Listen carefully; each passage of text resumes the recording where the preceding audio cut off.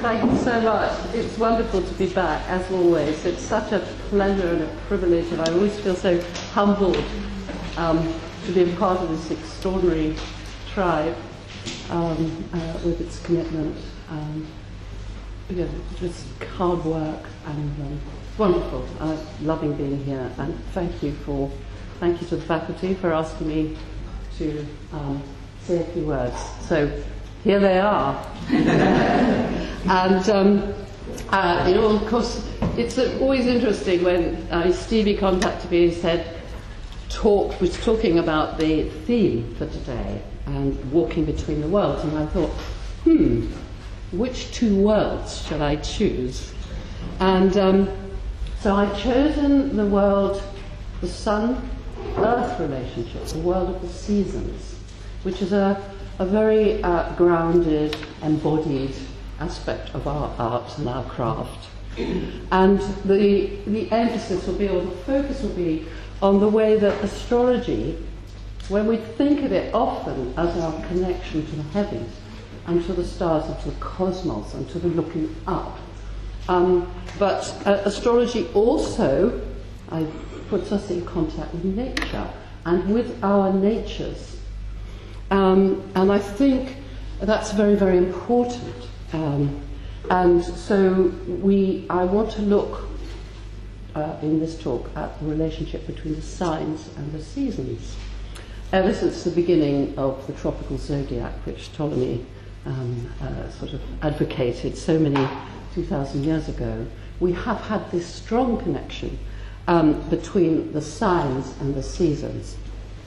And this has become very real to me since, after more than 30 years living in London, I moved down to Wiltshire and then subsequently down to Dorset, where the seasons are powerful and the year is marked out with the agricultural tasks, and the community is involved in a very muscular and real way with the seasonal year. And that's taught me, and I'd like to communicate to you what I've learned about the zodiac signs since I have been embedded in the agricultural year. And I found it very interesting to live in this new, much more, I suppose, visceral way with cyclical time and with the importance of cyclical time, which we know as astrologers. So the first thing I want to say about cyclical time is that it embraces opposites. We know that dark and light, in terms of the day and the year, are opposites. East and west, winter and summer, outwards and inwards. All of this in nature, and in our natures, we're continually breathing in and breathing out. So I wanted to look at let's look at this. This is going back, as I often do, to Dane Rajah and the Pulse of Life. And this is really the context for this talk, is that he wrote that the zodiac is an ancient record of the cyclic experience of the seasons in the temperate regions of the Northern Hemisphere, where astrology was born. So we are talking about a Northern Hemisphere seasonal year, since astrology was born in the Northern Hemisphere. And he says, and this is surprising, I think, to start with, that the essential thing about the zodiac is not the hieroglyphs drawn upon celestial maps, and it's not the symbolical stories built up around Greek mythological themes, significant as these may be. For a humanity which once lived very close to the earth, the changing panorama of vegetation throughout the year was the strongest representation of change. For the inner emotional and biological changes of our human nature correspond very closely indeed to the outer changes in vegetation. Now, as astrologers, we know this, and we have a connection which our culture, to a great extent, has started to ignore. And Dane Rajah says, these experiences belong to the root nature of our common humanity, and are steeped in collective wisdom and organic instinct. Reality has a rhythmic heart, and the dance of cyclic life pulsates through every human action, feeling, or thought. Which I think is, and this is what we're looking at. We're looking at this great Earth-Sun relationship, which is defined by the 4 points of where the Earth-Sun relationship changes. These cardinal points are very important. And the elegant Greek system that we've inherited, very rational, very mathematical, and so we can describe the signs as a combination of element and nodality. Capricorn is negative, cardinal Earth, Aquarius positive, fixed air, and so on. But the meat on these bones is seasonal.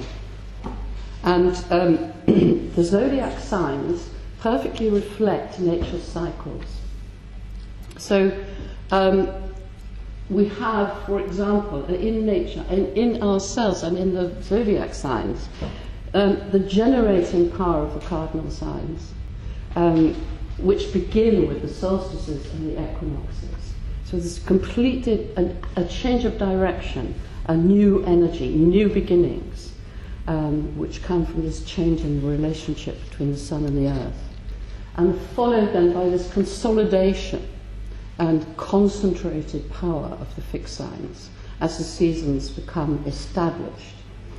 And then as they inevitably break down and the power of those fixed signs becomes distributed in the mutable signs, and there's a period of adjustment in preparation for the following cardinal energy. So every quarter is this great drama of energetic shifts, and of course the elements are also extremely important. So we have all those different types of seasonal energy. So fire signs are upward directed, vitality, facing the future, followed by earth signs, which are downward directed energy, consolidation, stability, establishment, manifestation, followed by the air signs, which now goes outward directed energy, connection, communication, and then the water signs, inward directed energy, emotional processing, and so on. So we're constantly looking at change. And in the classical sort of Celtic system, then you have also the cross-quarter days, which create the eight stations of the year. And there's a lovely book by Ron Hutton called The Stations of the Year, which he looks at all the rituals and all of the seasonal rituals, the power of them in terms of the agricultural year. And they're equally important markers to the solstice and equinox points. And the reason they're equally important, apart from being shifts in the agricultural year, is because they mark collective rituals and festivals which have been around for thousands of years. All of these 8 times. And we know this, obviously, from standing stones and so on. That goes back, if you look at Stonehenge, 4,000 years and more. So there's always been a need to ritualize the turning of the year. And these and their agricultural rites, really, celebrating the sacred powers which exist in the forces of nature, and which are believed to be responsible for the generation and renewed ripening of the crops. So in that sense, the festivals were part of a participation mystique between humanity and nature. The purpose of the rites is to have an actual effect on nature and on our natures to ensure a fertile harvest and continued life. And that's what I mean by practical magic.